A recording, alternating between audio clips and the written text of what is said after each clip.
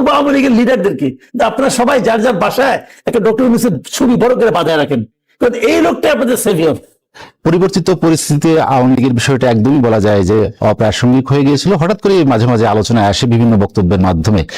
মাননীয় প্রধান উপদেষ্টার যে বক্তব্য সেটি হচ্ছে যে শেখ হাসিনা দেশে ফিরে আসতে পারে, বিদেশি কিছু শক্তি তাকে সহায়তা করছে, এ ধরনের একটি স্বীকারোক্তি আসছে। আপনি কি মনে করেন যে রাজনৈতিক যে অচলায়তন সরকার এবং সেটি নিয়ে উদ্বিগ্ন, এই উদ্বিগ্নতার কারণ কি? এখানে একটা জিনিস কি, এই যে অচল বলেন না, অচল সচল রাজনীতি, অচল বলতে নিশ্চয়ই আওয়ামী লীগকে বোঝাইছেন। তো এই যে আওয়ামী লীগকে অচল করে দেওয়া, আওয়ামী লীগকে অচল ভাবা, আওয়ামী লীগের নেতা দেশে ফিরে আসবে এই আশঙ্কা করা, এই আলোচনা করা, এটাও আসলে এক ধরনের রাজনীতি। এটাও এক ধরনের রাজনীতি। মাননীয় প্রধানমন্ত্রী আমি নিজে যেহেতু বলেছেন, ব্যক্তিগত ভাবে যখন নাকি শেখ হাসিনা চলে গেলেন এবং যখন নাকি নতুন একটা অন্তর্বর্তীকালীন সরকার গঠন হলো, তখন আমি বহু জায়গায় বলেছি এবং তখন আমার এটা বিশ্বাস ছিল যে শেখ হাসিনার চ্যাপ্টার বাংলাদেশে ক্লোজ, শেখ হাসিনা আর বাংলাদেশে ব্যাক করতে পারবেন না, এটা আমি মনে করতাম ওই সময়। এবং আমি এটাও মনে করতাম শেখ হাসিনা যারা খুব ক্লোজ সঙ্গী সাথী, যেমন মন্ত্রীরা, ওনার সেন্ট্রাল কমিটি যারা নাকি লিডার আছেন, এরা বাংলাদেশে আর ভাই আসতে পারবেন না, এই দেশের মানুষ তাদেরকে গ্রহণ করবে না। কিন্তু এরপর আমি দেখলাম যে এই যে ডক্টর ইউনূসের সরকার, এই সরকার এক একটা কাজ করে, তার এই সমস্ত কর্মকাণ্ডের মাধ্যমে আমার যেন কেন মনে হচ্ছে যে ডক্টর ইউনূস এবং তার সরকারই শেখ হাসিনাকে ফিরাইয়া আনার জন্য যা যা করা দরকার এটা তারাই করতেছে, জাস্ট তারাই করতেছে। মানে ওনারা এমন এমন কাজকর্ম করতেছে যে মানুষ এখন আওয়ামী লীগকে রাজনীতির থেকে বিচ্ছিন্ন ভাবতে পারছে না। আমি একটা এক্সাম্পল দিতে বলছেন, বাঙালি আজকে মেহেদী হাসানের সঙ্গে ওনার ইন্টারভিউটা কিন্তু খুব আলোচিত হয়েছে। ওখানে একটা জায়গায় মেহেদী হাসান প্রশ্ন করছে যে আওয়ামী লীগের কিছু সমর্থক আছে, আওয়ামী লীগের তো কয়েক লাখ সমর্থক আছে, সে কিন্তু লাখ শব্দটা ইউজ করে কয়েক লাখ বলছে। সেটার জবাবে ডক্টর ইউনূস কি বলছে যে কয়েক লাখ হবে না, কিছু সমর্থক আছে, কিছু সমর্থক আছে। আর উনি বলছেন যে সমর্থক বলতে আপনি কি বুঝছেন, মানে ডক্টর ইউনূস বলতেছে কিন্তু এই দেশের মানুষ ক্ষমতাবানকে ভয় পায়, ক্ষমতাবানকে তার সামনে যে মাথা নিচু করে, এবং এটাকে যদি আপনি সমর্থক বলেন তো এটা সমর্থক না আসলে। তার মানে উনি বলতে চাচ্ছেন যে আওয়ামী লীগ যখন ছিল ক্ষমতায় তাদের ভয়ে লোকে তাদের সমর্থন করার মতো অভিনয় করত, ভান করত। মানে আমার কাছে এটা শুনে মনে হলো যে এই লোকটা আসলে এই দেশকে চিনে না, এই ভদ্রলোক এই দেশের মানুষকেও চিনে না। আওয়ামী লীগের অত্যাচারের কারণে, শেখ হাসিনার কারণে মানুষ কথা বলতো না, এটা ঠিক, কিন্তু এটা ভয় পেত, সমর্থন করতো না। সমর্থন এবং ভয় পাওয়া দুটো ডিফারেন্ট জিনিস। এই দেশে বাঙালি ক্ষমতাবানকে সমর্থন করে না, ক্ষমতাবানকে ভয় পায় মাঝে মাঝে, তো সব সময় না। সমর্থন করে নির্যাতিতকে। একটা এক্সাম্পল দিয়ে বলি তাহলে বুঝবেন। এই নুরুল মজিদ হুমায়ুন আওয়ামী লীগের মন্ত্রী ছিল না, শিল্পমন্ত্রী, 2 দফা, ভদ্রলোক মারা গেছে। আচ্ছা, মারা যাওয়ার পর তার মৃত্যু নিয়ে নানা ধরনের কথাবার্তা হয়ে আলোচনা আমি যাচ্ছি না। তার যে জানাজাটা হলো, সোশ্যাল মিডিয়ায় তার জানাজার ছবি দেখছেন, কত হাজার লোক দেখছেন আপনি। এই লোকগুলিকে নুরুল মজিদ হুমায়ুনকে ভয় পেয়ে আসছে। নুরুল মজিদ হুমায়ুনকে এখন ক্ষমতাবান ব্যক্তি, কিন্তু ক্ষমতাবান ব্যক্তি না। আমি হাইপোথেটিক্যালি এটাও মনে করি, বিশ্বাস করি আমি, যে যদি নুরুল মজিদ হুমায়ুন মন্ত্রী থাকা গেলে মারা যেত তাহলে তার জানাজা এত লোক হতো। তাহলে এটা হলো কেন?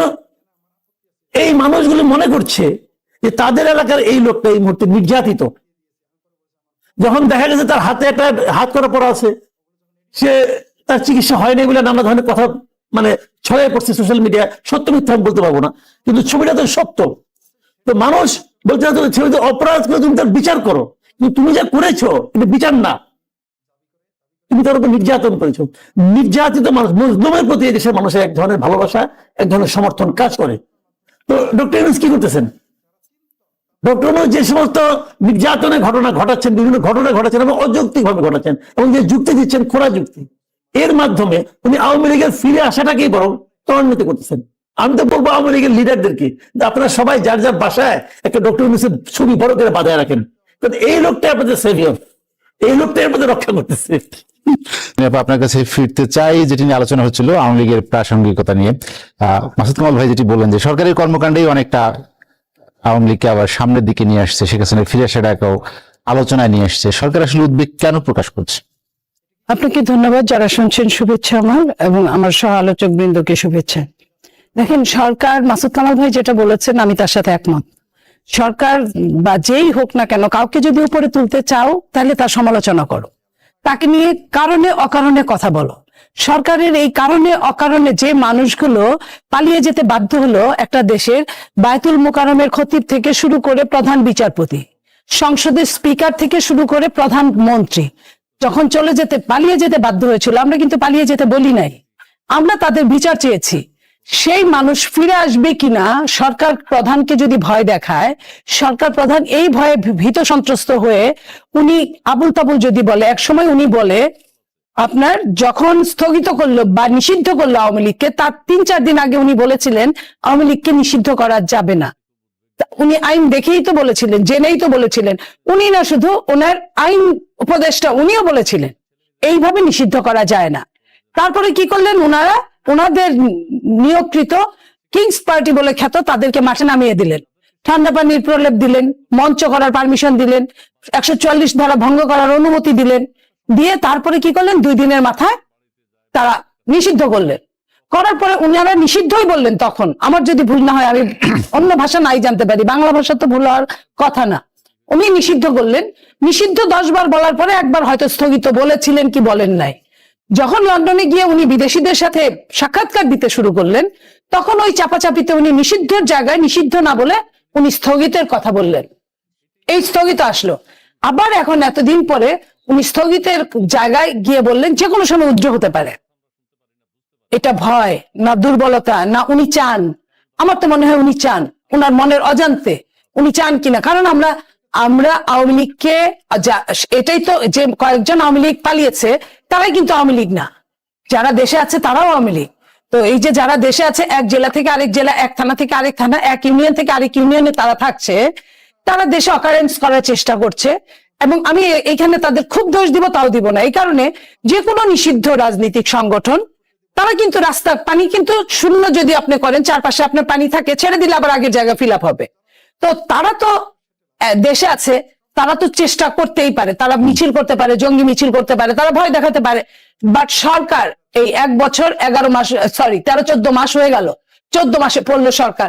14 মাসে সরকার কয়টা আওয়ামী লীগকে জেলে ভরেছে এবং সঠিক অনুসন্ধানের মাধ্যমে শাস্তির কয়জনকে ধরেছে? তাদেরকে তো ছেড়ে দিয়েছে। কয়জনের অর্থ প্রয়োগ করা হয়েছে? এই যে আমার ভাই বললেন যে বিদেশে টাকা পাচার করেছে, দেশে টাকা রেখেছে, ব্যাংকের ভল্টগুলো খালি হয়েছে, ঘরের ভল্টগুলো ভরে গিয়েছে। কয়টা ঘর থেকে টাকা বের হয়েছে? আপনার কাছে যদি টাকা থাকে, আপনার কাছে যদি অফুরন্ত সময় থাকে, আপনার যদি নিজেকে আবার এস্টাবলিশ করার ইচ্ছা থাকে, তাহলে আপনি তো অবশ্যই কিছু না কিছু করবেন। জামাতকে আওয়ামী লীগ ব্যান করেছিল, জামাত কি ব্যান হয়েছিল? জামাত কি করেছে? আওয়ামী লীগের ঘরে, বাঘের ঘরে ঘোগের বাসা করে তারা গুপ্ত রাজনীতি করেছে।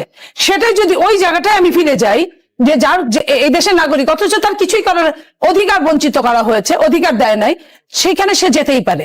তাহলে একই জায়গায় একই কথায় আজকে জামাত সহ যারা বলছে আওয়ামী লীগ থাকতে পারবে না, আওয়ামী লীগ ব্যান, তাহলে আওয়ামী লীগ কি করবে? আওয়ামী লীগ তো এই দেশের নাগরিক, আওয়ামী লীগের তো এখানে পৈতৃক সম্পত্তি আছে, আওয়ামী লীগের তো অন্য, আমি সাধারণ আওয়ামী লীগের কথা বলছি, তাহলে তারা তো এই কাজগুলা করবে। তো সেইখানে যদি রাষ্ট্রের প্রধান ব্যক্তি যিনি নির্বাহী আদেশে এগুলা বন্ধ করলেন, উনি যদি আবার এই ধরনের কথা বলেন, তাহলে উনি যে ভয়ে আছেন, উনি যে ভয় পাচ্ছেন, উনি যে আবার আগের জায়গায় ফেরত দিতে চাচ্ছেন, এটা তো প্রমাণ হয়ে যায়। তা এই যে উনাদের এই ছেলে খেলার অর্থটা কি এরকম যে আমি যেভাবেই হোক না কেন আমি ক্ষমতায় থাকিব, ক্ষমতায় থাকার জন্য, আমি চেয়ারকে আঁকড়ে ধরে রাখার জন্য আমি যখন যা খুশি তাই বলবো? নইলে এটা যদি না হয়, তাহলে উনি যে কথাটা ইংরেজিতে, খুব বেশি কঠিন ইংরেজি যে বলেছে তা না, উনি যে কথাটা বললেন যে উজ্জ্ব হতে পারে, সেই কথাটা উনার প্রেস সচিব বললেন যে এইখানে ইংরেজি যে বলেছে, সে যে বুঝেছে, সাংবাদিকরা এখানে ভুলভাল বুঝিয়েছে। এইখানে তো বারবার রিলে করার সুযোগ আছে।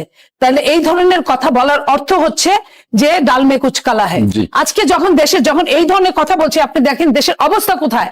আমি উনার কথার ওই লাইনটাই গেলাম না, আমি যদি অন্যখানে যাই, পুলিশের খাতা থেকে যদি আমি বলি, 1 থেকে 30শে সেপ্টেম্বর, আজকে 1 অক্টোবর, 30শে সেপ্টেম্বর গণপিটুনিতে নিহত হয়েছে 24 জন, খালবিল থেকে লাশ উদ্ধার হয়েছে 52 জন, আইন শৃঙ্খলা বাহিনীর হাতে নিহত হয়েছে 7 জন, আগস্টে যেটা ছিল 2 জন, আপনার নারী হত্যা শিকার হয়েছে 83 জন, ধর্ষণের শিকার হয়েছে 53 জন, গণধর্ষণের শিকার হয়েছে 13 জন। একটা দেশে আর কিছু কি দরকার পড়ে? এই জিনিসগুলো যদি চলতে থাকে, একটা দেশের 46% মানুষ এখন আর আশা দেখে না, অর্ধেক মানুষ যদি একটা জনগোষ্ঠীর আশা না দেখা, আশা দেখা বন্ধ করে, একজন অতি সুপার বৃদ্ধ সেও কিন্তু আশায় বেঁচে থাকে, একজন ফকির দরিদ্র মিসকিন সেও কিন্তু আশা নিয়ে বেঁচে থাকে যে আমি একদিন ধনী হব, আমার একদিন বাড়ি হবে, আমার একদিন ঘর হবে। যখনই মানুষের আশাহত হয়ে যায় তখনই সে মৃত্যুবরণ করে। বাহ্যিক মৃত্যুবরণ না করলেও আভ্যন্তরীণ মনের দিক থেকে সে মারা যায়। তো এই যে দেশের 46% মানুষ মনের দিক থেকে মরে গিয়ে আছে, আপনি তাদেরকে কিভাবে জীবন্ত করবেন? আমার এই প্রশ্নটা যদি এরকম হয়, তাহলে একটা সরকার, যে সরকারটা এখন আছে, আজকে 3 দিনের ঘটনা যদি আমি পরপর করে বলি, উনি পার্বত্য চট্টগ্রামে সমস্যা হয়েছে, উনি বলেছেন কিছু ষড়যন্ত্রকারী মহল চায় না নির্বাচন সঠিক সময় হোক। তারপরের দিন উনি বলেছেন যে আমি কখন যাব এটা আমার ব্যাপার, এই কথাটা। এরপরের মুহূর্তে উনি সাক্ষাৎকারে কি বলেছেন যে আওয়ামী লীগ যে কোনো সময় আগের জায়গায় ফিরে আসতে পারে। তাহলে ওনার কথাগুলোকে যদি আমরা সাজাই, তাহলে কিন্তু ষড়যন্ত্রকারীদের আর দরকার পড়ে না, কারণ ওনার কথার মধ্যে অনেক ষড়যন্ত্রের গন্ধ, ষড়যন্ত্রের উত্তর, ষড়যন্ত্রের প্রশ্ন সবকিছু ওনার এই কথাগুলোর মধ্যে আছে। মানে